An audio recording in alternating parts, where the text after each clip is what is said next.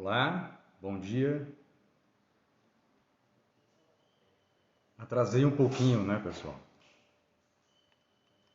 Botei 9:12, mas como é a minha primeira vez fazendo live, entrando ao vivo, ó, tem gente já entrando.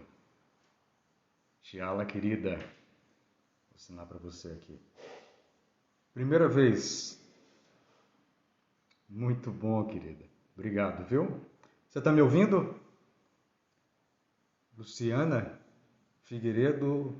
É Luciana, você? Estou acenando aqui para galera. Ó, gente, eu como falei na live. Oi, Tiala. Você está me ouvindo? Tá ótimo, obrigado, viu, querido? Eu vou falar já o seguinte, já que eu não tenho muita prática com esse negócio aqui de live, e eu vou ficar mais focado no tema, tá? E vou pedir, ó, Luciana, obrigado, querido. Prima de Laura, eu sei sim. Olha, eu vou ficar mais focado no tema, aí até vou pedir para as dúvidas e qualquer coisa, dúvidas não, comentários, na verdade, porque não é um tema para ter dúvidas, na verdade, é um tema para ter comentários, porque eu não vou explicar nada para ninguém, tá? Então, eu sei, minha esposa querida, Laura Pimentel, ó meu amor, então é o seguinte, eu vou pedir para vocês, talvez, fazer alguma pergunta mais no direct, porque aí fica mais fácil para eu responder depois com calma, né? Perguntas, na verdade, comentários, tá? Então, essa live eu estou trazendo como o tema da luz do mundo, né? Nasce a luz do mundo. Não sei se vocês assistiram, a Luciana já me comentou que assistiu a live que eu fiz com Isabel Fairbanks e que foi muito legal. Olha, então já entrou mais gente aqui. Tá. Essa live eu falei sobre conversão. Eu entrei um pouco no tema da conversão, como eu imagino. Então eu vou falar hoje, como é o dia de Natal, né? E nesse dia de Natal eu vou falar sobre essa conversão mais claramente, como eu imagino. E está todo relacionado com essa luz do mundo, a luz de Jesus. Então eu falei para ela, para Isabel, da fórmula do amor.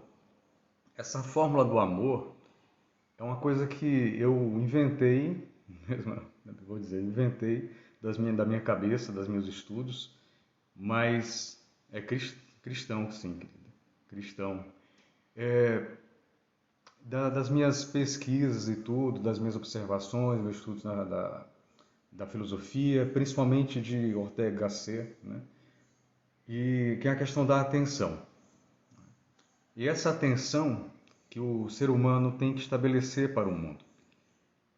Esse mundo que nos acolhe desde o primeiro momento de vida. Acolhe e tenta despertar em nós algo, né? Então esse despertar é algo que está presente nas nossas vidas, desde quando nascemos. Então quando vem a luz para o mundo, que é Jesus, ela vem redespertar algo que estava adormecido no íntimo da gente. E isso que eu vou falar hoje, dessa atenção que se desvia, e da atenção que quer retornar, que precisa retornar para o que precisa. Tá? Eu falando com Isabel, eu falei daquela questão do quadro que eu coloquei na primeira chamada da live com Isabel Fairbanks, tratando da conversão. Que Jesus Cristo está no Getsemane, neste quadro, um quadro de um pintor, acredito que alemão, um quadro do século XIX, e que mostra ele no Getsemane, pouco tempo antes de ser preso, passar pelos suplícios. Ele está ali no Getsemane olhando para o céu, olhando para uma luz que está no céu. Então a atenção dele estava voltada para o Pai o tempo todo. Que é o que ele veio despertar em nós, uma atenção voltada para o Pai, para Deus. A gente tem uma atenção muito volátil, uma atenção que se move. A gente não deixa de ter atenção por algo em momento algum. E é por isso até que a gente se torna humano, porque esse humano, ele tem que observar um outro humano desde o momento que ele chega à Terra. Então ele chega à Terra, ele é acolhido por um casal de humanos e uma dispersa, muito dispersa, isso mesmo, atenção dispersa. Então primeiro ele tem que ser acolhido por um casal de humanos, normalmente, ou pelo menos por algum humano, que nos acolhe e nos dá um sentido, né, de direção. Então eles agem da forma que eles agem normalmente, acolhendo essa criança e dando os cuidados que ela precisa e se comunicando entre eles. Então, a criança é apresentada ao mundo humano e é apresentada ao universo humano, a forma de humano se comunicar, o universo, a forma de humano falar, se comunicar, se corresponder, se agir, né? Agir de uma forma geral. Então, isso ele vai se moldando, ele imita.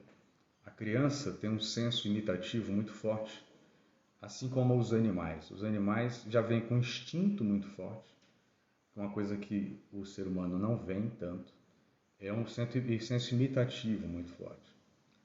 Tanto é que tem casos, traz uma curiosidade, casos de crianças que são descobertas, né? Foram descobertas, isso não tem mais hoje em dia, mas eram descobertas abandonadas, sendo cuidadas por animais no século XIX e tal. E há relatos disso, né? Que as crianças eram achadas com 7, 8 anos e tentavam humanizá-las e elas não conseguiam ser humanizadas, porque elas ficavam imitando uma ação e um comportamento animal, que foi o animal que tinha cuidado delas. Então o ser humano ele direcionava o ser humano ali pequenininho, um projeto de ser humano pequenininho, ele se tornava um animal em comportamento, em sentimento, em percepção. Mas aí, voltando ao tema. Então, Jesus, ele veio aqui redespertar uma atenção que estava adormecida. E estava adormecida de uma forma generalizada por toda a humanidade. E uma atenção que foi desviada, foi um tema até que eu trouxe na live que eu fiz de conversão com Isabel, que está na minha bio, né? Fala. Que está lá nos destaques de live. Tem lá lives, destaque. E lá está gravado, se quiser, alguém não viu, queira ver. Eu falo dessa questão do Jardim do Éden. Jardim do Éden, os humanos ali no Jardim do Éden, Eva e Adão. Então, eles ali são retirados de um eixo perceptivo por um tentador, né, de atenção, que foi a serpente. A serpente veio e falou com Eva para Eva perceber algo que ela poderia e que não deveria, mas ela poderia. Mas ela diz assim, não, tirou essa questão de que você não pode. Você pode sim. Não é uma questão que você vai morrer.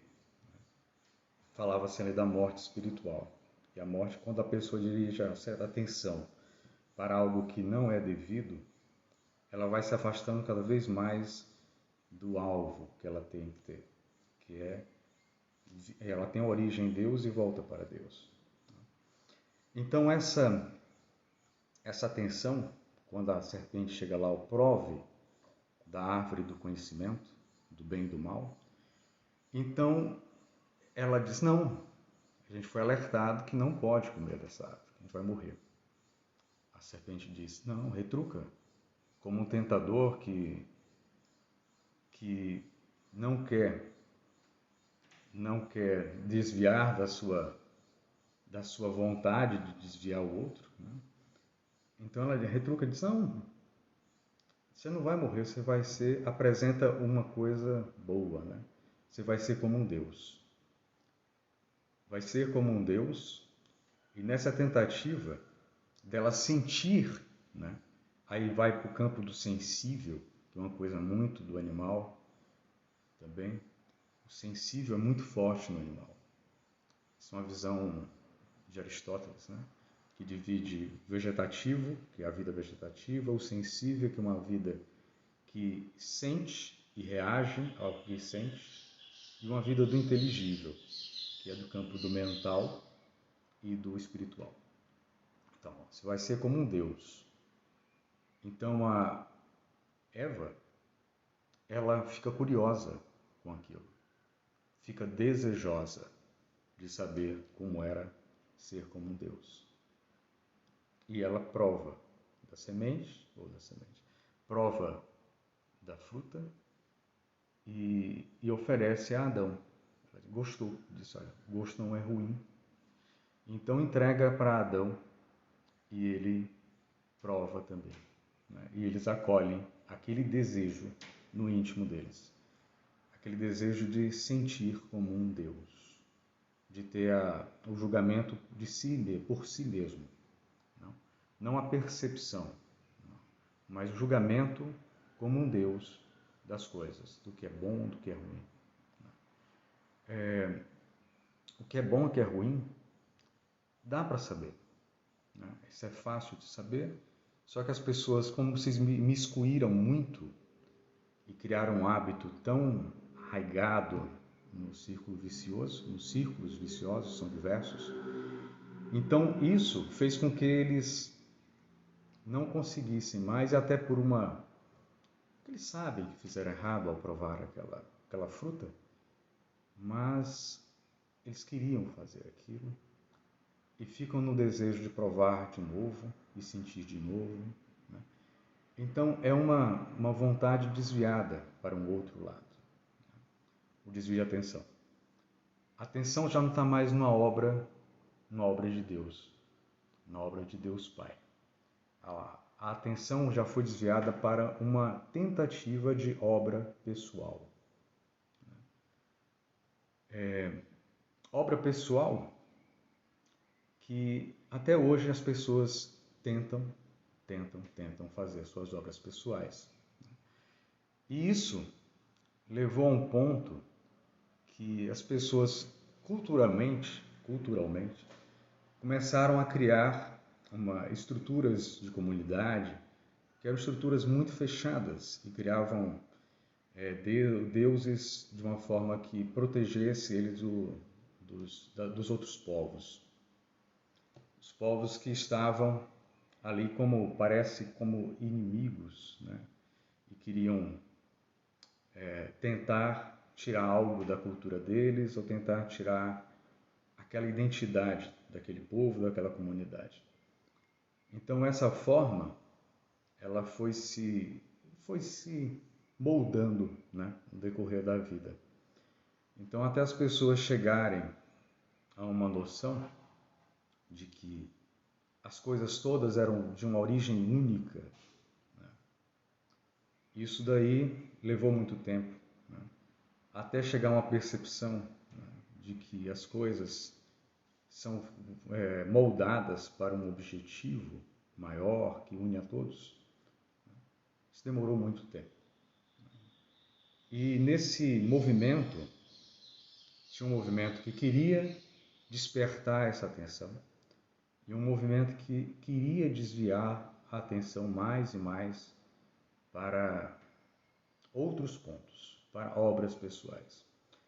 Então isso ficou um movimento que não posso discorrer agora em detalhes, né, porque nas próximas eu posso falar disso, de casos específicos, mas esse movimento ficou de muita reação a uma cultura diferente, povos diferentes, as culturas não se misturavam, porque cada um tinha um ritmo de desenvolvimento, cada um tinha uma noção, uma versão de como foi a origem, de como se deu o nascimento do mundo, o nascimento das pessoas, de qual era o destino. Eram coisas que se assemelhavam, né, em muitos pontos. Em vários povos, cada um tinha semelhanças, né, até as representações de deuses, né, que ligavam para sentimentos ou construções de astros da natureza e tudo mais. Criou-se uma forma de paganismo, né, diversas formas de paganismo, e elas se misturavam. E essa atenção foi sendo desviada, desfocada, trazida para vários pontos que não conseguiam tocar no principal. A Grécia fez um movimento muito bonito, porque os gregos conseguiram moldar essas formas de um modo tão forte, tão valente, né, tão significativo, com conteúdo, né, até que chegou à noção de um sumo bem. E essa noção de um sumo bem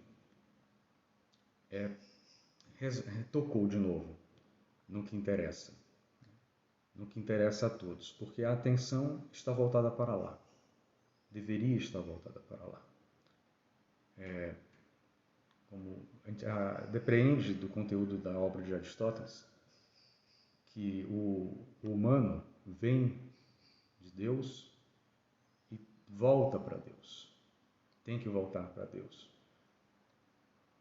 Voltar para Deus, mas não numa questão de ser engolido por Deus, mas numa noção de estar dentro da obra de Deus, de uma forma permanente, de uma forma que não há mais como se perder daquele caminho. Então tem que voltar para uma eternidade. E é a representação de novo, Jardim do Éden, da árvore da vida, a árvore que dá a vida eterna. Então só que chegou um momento que a cultura grega, tão pulsante, tão viva, tão cheia de significados, ficou apenas sendo preservada por outros povos de uma forma que não era tão fácil de perceber, né? Que aquilo ali era uma noção do geral, né? E o mundo começou a se misturar, vieram as grandes navegações, todos os movimentos antes das navegações também teve todos os movimentos de invasões de terra, os grandes impérios, né? O Império Persa, que foi um império que tentou levar isso para os outros povos, esse saber da Grécia. Teve outros, o Império Romano e todos os outros impérios, né, que eles foram moldando isso. Então chegou ao ponto de que só algo que preservava isso, que a visão aristotélica era preservada dentro da filosofia cristã, e isso tocou alguns dos fundadores principais da religião católica, que é Agostinho e Tomás de Aquino. Eles trouxeram a noção que estava lá na obra de Aristóteles das potencialidades do humano para chegar ao máximo da sua perfeição de origem, perfeição do ser. Então essas potencialidades têm que ser despertadas, elas têm que chegar ao ponto de atingir o máximo da possibilidade delas. E ao atingir esse máximo da potencialidade, elas voltam a ser plenos naquilo, né? Então volta a ter uma condição de uma vida eterna. E essa vida eterna que a gente busca ao tentar encontrar o caminho para a árvore da vida. Essa árvore da vida está sendo protegida, como mostra lá, por anjos, né? Anjos que não querem que ela seja atacada por movimentos destrutivos. Então ali está a proteção. E o humano desviou-se do caminho pela percepção que ele tinha que ter algo próprio, uma obra própria, e essa obra própria levou a ele muitas vezes, a se desviar desse caminho de buscar a obra de Deus, o significado da obra de Deus. Então, isso chegou a um ponto que a humanidade, num certo momento, né, isso antes da construção da igreja e tudo, que veio um momento ali de parar. Estava parado. Aquele movimento de tentativa de voltar a viver a obra de Deus, né, interligada a ela, fazendo parte daquele movimento, sendo exatamente uma parte daquilo e querendo beneficiar a tudo.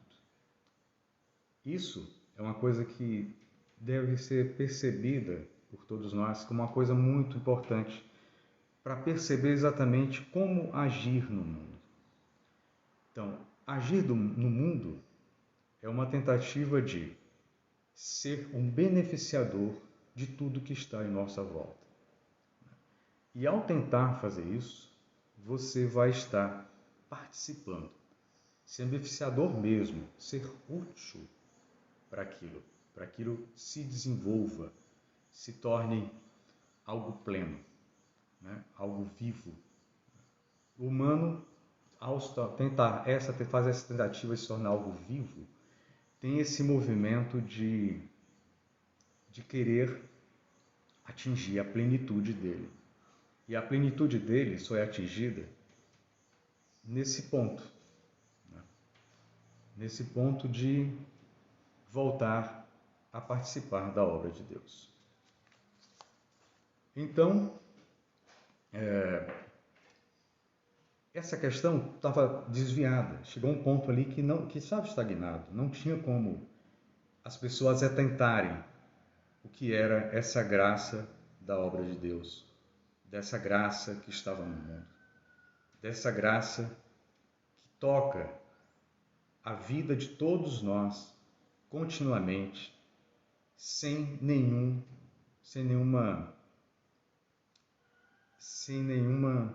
parada, né?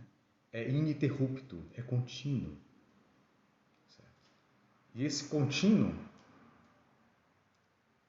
as pessoas não estavam sentindo mais, não conseguiam perceber, estavam tão fechados nas suas percepções individuais, nas suas caixinhas de bolhas ali do passado e tal.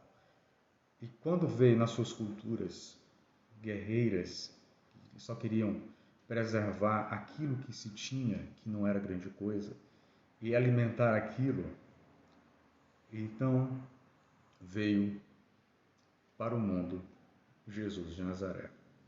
Foi uma obra de salvação, uma obra de resgate da atenção. E essa obra é uma obra que está sendo feita continuamente. Certo? Porque aquela presença de Jesus, não sei se alguém já pensou sobre essas questões. Veja só, tentemos ir imaginativamente para aquela época. Uma época fechada, de cultura fechada, de comportamentos que se voltavam para outras coisas, que não buscavam beneficiar, buscavam apenas julgar, punir, certo?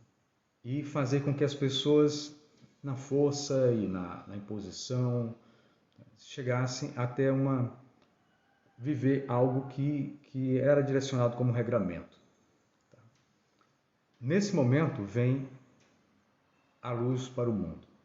Ou seja, uma parte de Deus Pai vem ao mundo e está ali como Jesus de Nazaré e vem, nasce, e aquela presença de ser, aquela presença de ser surge como uma tentativa para que as pessoas observassem como era a obra de Deus. E essa obra de Deus estava encarnada em um corpo. Então aquela presença que vibrava na pura graça de irradiação do amor fez com que aquelas pessoas observassem ele, principalmente depois do momento que ele é batizado por João Batista, e ele começa a irradiar plenamente. Nesse momento que ele está irradiando para o mundo, as pessoas observam e as pessoas querem sentir aquilo apenas, né? Porque eles não têm como reagir àquilo. Então esse mundo sensível que as pessoas viviam, que era de sentir e reagir a um sentimento, foi despertado algo novo, né? Algo novo que eles não sabiam como reagir àquilo. Então aquela presença de Deus ali encarnada, as pessoas olhavam, observavam e tinham que reagir àquilo. Só que eles não sabiam. Então alguns reagiam querendo aquilo ao máximo que podiam, com um anseio tremendo, e outros já se desviavam ou atacavam aquilo. Então ficou esse movimento da presença de Deus. Tem a cena do deserto, que para mim é uma cena das tentações no deserto, que é uma cena que é muito significativa para a questão da tensão também. Porque no deserto vai o tentador, como foi para Eva, e tenta fazer com que Jesus desvie a atenção dele para uma tentativa de uma obra pessoal. E aquilo não tinha cabimento de ser, né? Porque ele era uma parte de Deus encarnada. Mas como ele era uma parte, o tentador, ele agiu como um tentador ele age. Então agiu e tentou fazer aqui desviar a atenção. E nessa tentativa de desvio da atenção, ele fez três tentativas. Né? A primeira é de transformar pedra em pão, depois de se lançar de algum lugar alto, né? Para que viessem ajuda. E a outra é de oferecer todos os tesouros da terra, os poderes e tal, os poderes que o humano se abraçou de forma tenaz. Né? Então isso fez com que ele sofresse as tentações de um humano. Né? Um humano com a parte de Deus encarnada, mas um humano, e ele redireciona a atenção das pessoas, da humanidade, para o que importa, que era de viver e servir a uma obra que não era pessoal. E essa obra não pessoal é uma obra mais importante delas, a primordial, é a obra de Deus. E aí depois vem um outro momento que Jesus resume a obra, ou os mandamentos, resume os mandamentos em 2. Isso é fabuloso. Isso também dá um direcionamento de como as pessoas devem agir no mundo. E os mandamentos foram resumidos a 2. Primeiro, amar a Deus sobre todas as coisas. Ou seja, a atenção tem que estar lá. E a atenção é amor. Eu vou falar daqui a pouco disso, para encerrar. E depois vem a tentativa, ou o outro mandamento é amar ao próximo. Amar ao próximo. Então, não tem amar a si, né, como um segundo mandamento. Então, a direção da atenção tem que ser para fora. Assim funciona. Cada um que se observar bem isso, funciona.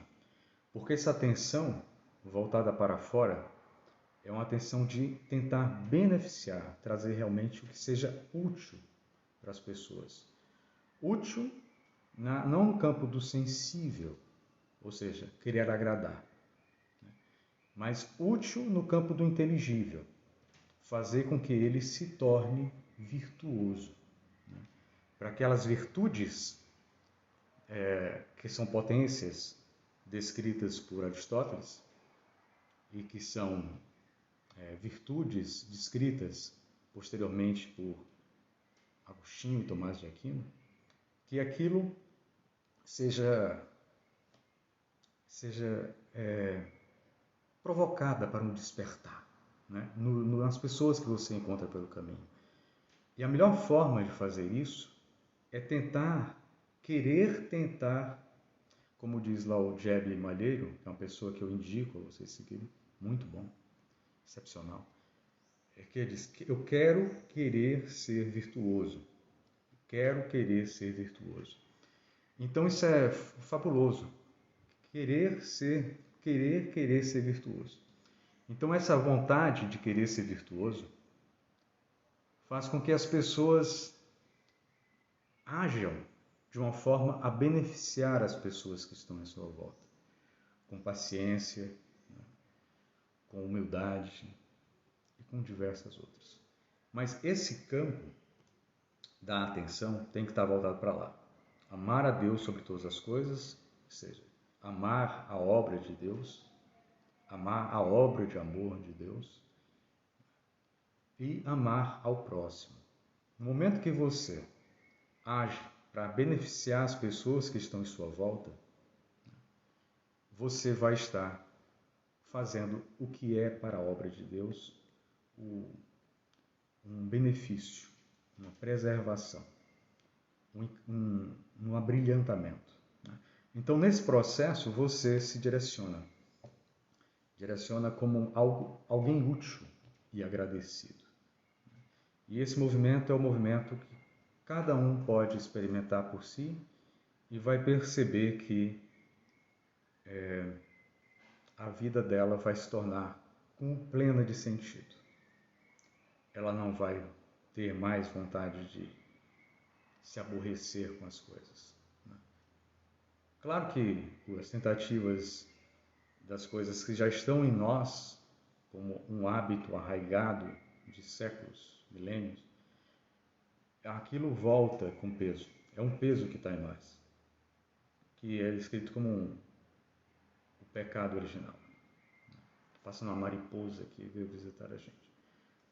Então tá. Então, para encerrar essa live curta, né, que eu falo da luz do mundo que veio à Terra, eu vou falar da fórmula do amor, que é uma fórmula que as pessoas podem praticar no seu dia a dia.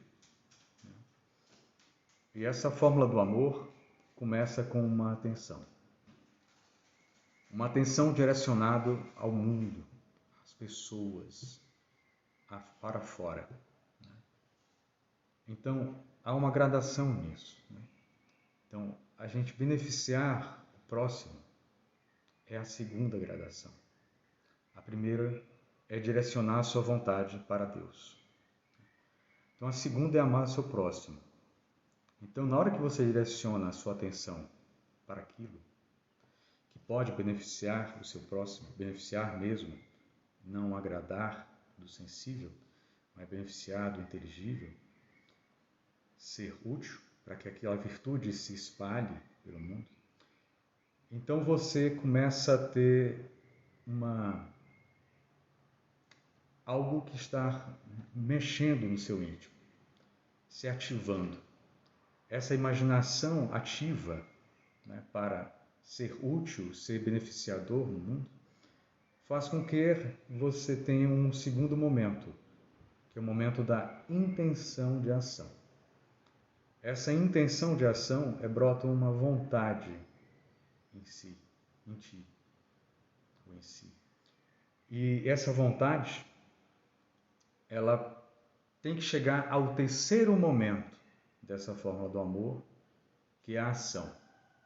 Então, o amor só se completa na ação. Então, tem a atenção, a intenção e, por último, a ação, para beneficiar e trazer virtude para o mundo. Então, e todo esse processo está permeado pela imaginação. Essa imaginação que quer beneficiar tudo.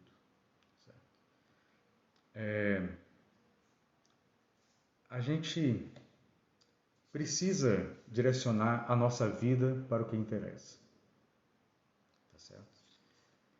Eu vou pedir, a minha esposa Laura trouxe até uma pergunta de Luciana, mas eu vou pedir que as perguntas sejam direcionadas para o meu direct, tá? Como perguntas e comentários, porque eu vou responder ou pessoalmente para cada um, ou dependendo da relevância da questão, né, que eu vou trabalhar na resposta, eu vou fazer uma outra live tudo para tratar de algum tema específico ou ampliar essa noção, certo? Mas é uma live curta, uma live de Natal. Tá? Todos nós estamos felizes, né? Ou pelo menos poderíamos ou deveríamos estar, com esse ressurgir da luz no mundo, a luz de Deus no mundo. A luz está ligada à visão, né? A gente precisa ter a luz para ter a visão. Então a gente precisa ter uma visão do que é o real sentido da vida humana. E esse real sentido da vida humana é descrita, né, por Jesus em diversos momentos. Ontem mesmo estávamos lendo os Bem-aventurados, que é também uma forma que ele descreve a atenção, para onde a atenção tem que estar direcionada. Certo?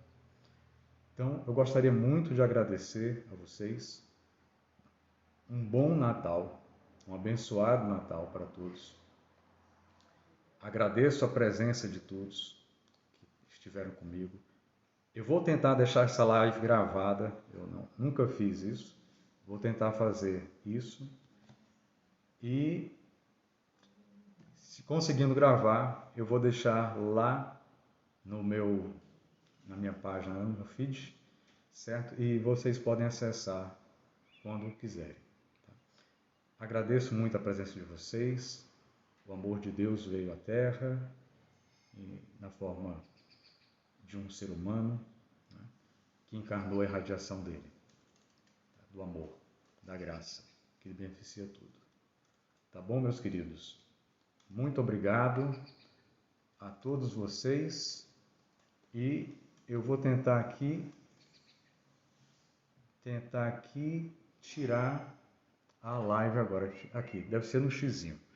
Tchau para vocês, muito obrigado, beijo no coração de vocês, agradeço a presença, tá? E as perguntas eu responderei posteriormente no direct ou lives, ou tentar fazer algum tipo de forma mais dinâmica.